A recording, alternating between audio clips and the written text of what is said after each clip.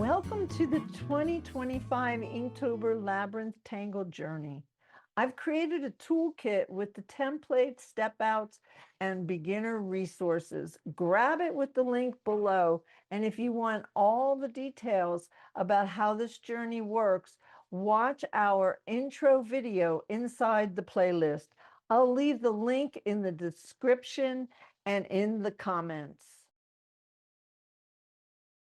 And put it in my files. So this is a 4x6 card, and I will be doing a short video here on my channel that will give you, I'll show you how I'm organizing with the file and a few other things that I do to keep my patterns together, because if you're going to take this seriously, after learning, 10 or so patterns, you're going to really want to get organized so that you can be able to look up a pattern and know how to create it until you really know it by heart, which, is, there's a lot of patterns out there, so I don't know them all by heart.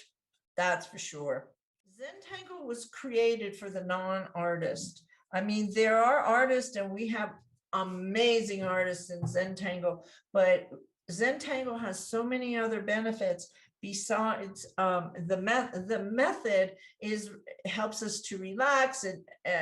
It helps us to be creative, even if we are not artists. And so Rick and Maria, the founders of Zentangle, they say they addressed all the concerns that people had to them of why they weren't going to be able to learn. And they said, if you can draw or write ISEA-U, you can learn these patterns. And what they did was that they developed the patterns using these I guess there's 5 elemental lines. So each of the patterns are comprised of one of these shapes. We have straight lines. We have S shapes. Oh, look at that. I forgot to put the S shapes in here. Well, I will do that for tomorrow, but I think you can imagine what an S shape looks like. C shapes, circles and orbs, and dots. In the step out, I'm going to be using a Staedtler Pigment Liner 01, and I'm a little bit heavy-handed, and I find that Staedtler has, at least in their 01, the nib is a little bit stronger than the Sakura Micron. And so I've been using Staedtler. I also use the 01, but I tend to go to Staedtler because it flows easier for me. And I'll be using the Micron PN for the broader lines.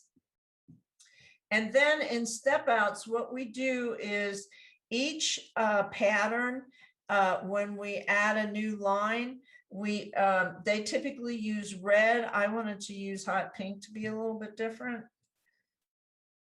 And for shading, I'll be using, I really like this Nero Extra Hard. It's an extra hard pencil lead. And again, I will be updating the supply list and giving you all the different supplies that I use. And this is my blending stuff. So let's get started with the step out.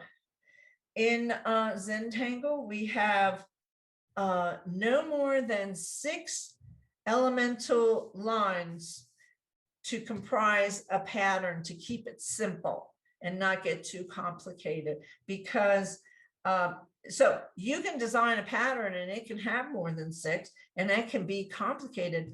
But in order to be recognized by Zentangle as a Zentangle, I'm not quite sure if authorized is the right word, but they have certain stipulations that they do have to recognize tangles. So let's get started, and we're going to start with step 1. And in step 1, I'm going to grab my hot pink Staedtler Tri Plus fine liner, and we are drawing ISEA-U.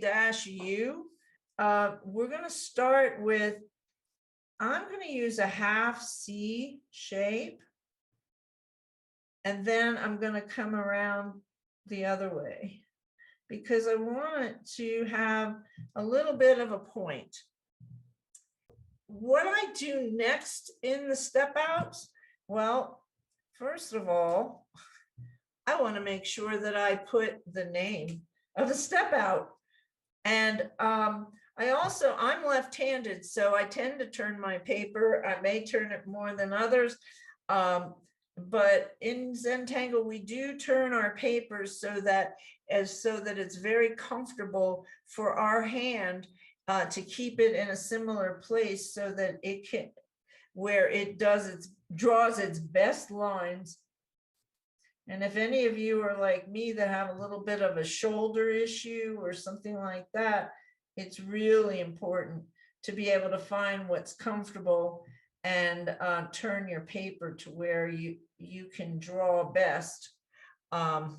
So I like to write the name of the author of the pattern, which is Dory Peters.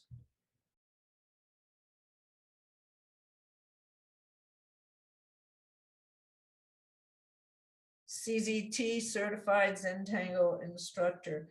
And by the way, if you're new to Zentangle and this is your first experience, and after the challenge you want to continue on, I have a really good solid 4-week beginner series that will definitely take your Zentangle to another level, and we go through a lot of the basics or the foundational important.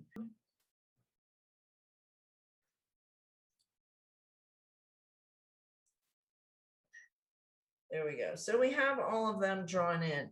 Now the next step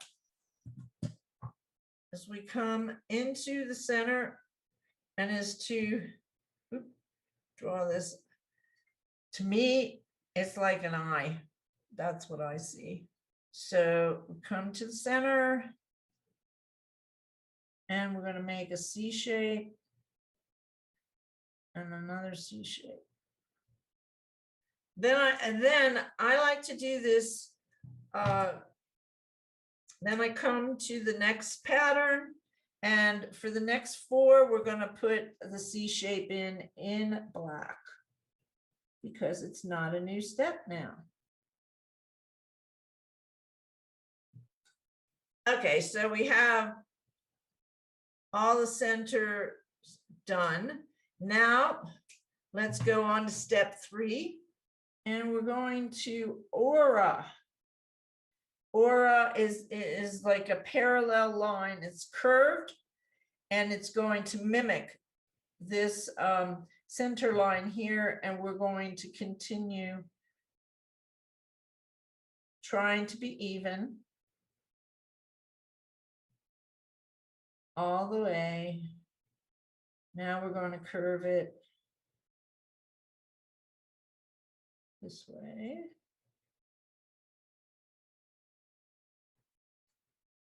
There we go.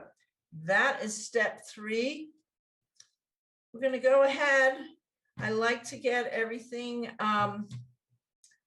in the same step done for all of my 6. And one of the things I find out is that when I create a step out, I'm really learning the pattern. I'm learning a lot about the characteristic of the pattern. And by the end of drawing the step out, I know how to draw it. And I keep improving one line at a time.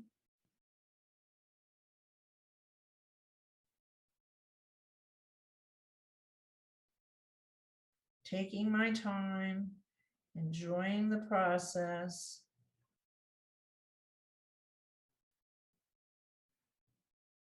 So now we want to move on to step 4. So we have this big blank spot in the middle of our orb and curved line pattern here. And what we're going to do is we're going to go the opposite direction and give it kind of a seed shape right in the center. And then we're going to echo, do an aura on each line. And notice how you start having some perspective, because we're really following the lines of the pattern. Now, somebody did ask me why we're not drawing 4 dots first when we do step outs. And I wanted to answer that question because a step out is not a finished tile, but when we typically are doing our tiles, we do in our process, we have 8-step process, which I teach in my beginners class, but I'm not teaching on these videos. We're just going over how to draw a pattern. But you see, I put my 4 dots and then I connect them and create a border. So, but this is not about a finished design. This is about step 1, step 2, and so on. So now what we have is we have completed step 4, and we're going to move back to step 5. I'm going to get my thin 01 because it's starting to get smaller, and you know, Lord knows. So now what we're going to do, oh, and I didn't put this step in here, so I need to do that.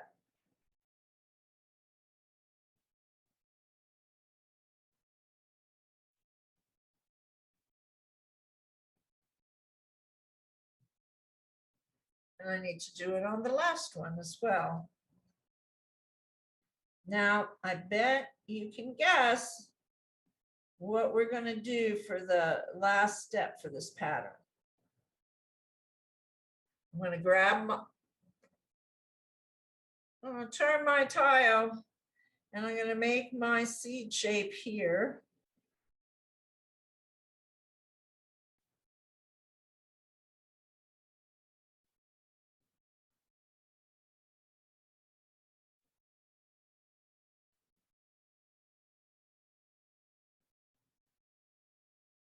Leaving a little hole in the middle because we have one more step. But I want to give this guy here that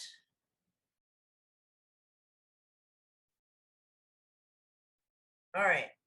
So now what we're going to do, I'm going to take my pink pen, and I'm going, you guessed it, the opposite direction. There we go. And then we've got,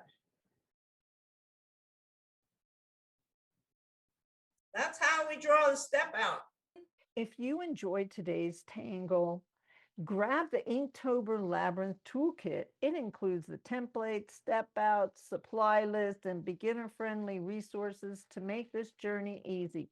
And if you'd like accountability and support, join our Creators Art Lab community, where we draw together every week during the month of October. Don't forget to subscribe and hit the bell so you never miss a daily tangle. Thanks for drawing with me today. I'll see you in the next video.